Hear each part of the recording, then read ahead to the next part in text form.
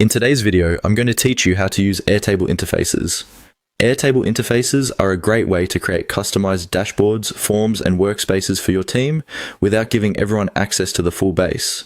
That makes them especially useful when you want to present only the most relevant information in a cleaner, more focused way. Instead of showing all tables, fields, and backend structure, you can guide people directly to what they need. To get started, open your Airtable base.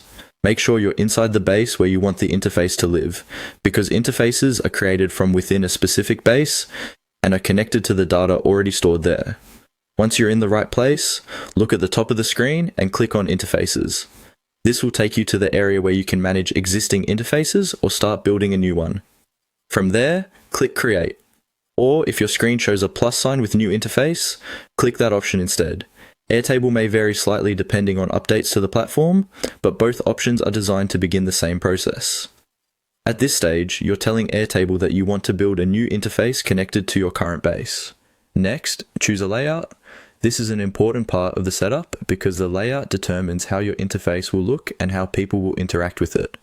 Depending on what Airtable offers on your screen, you may see different layout types designed for things like record review, dashboards, forms, or other workspace views. As you choose, think about the goal of the interface.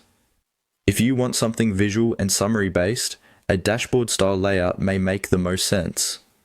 If you want a simple guided experience, another layout may be a better fit.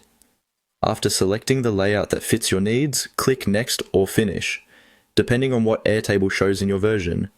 Some layouts may take you through one more quick setup screen, while others may create the interface immediately. Either way, this final click completes the basic creation process and brings your new interface into view. Once it opens, you'll be ready to continue customizing it inside Airtable. The key takeaway here is that creating an interface starts with opening your base, going to the Interfaces section, creating a new interface, choosing the right layout, and completing the setup. If you follow that flow, you'll have a solid starting point for building a more organized and user-friendly Airtable experience.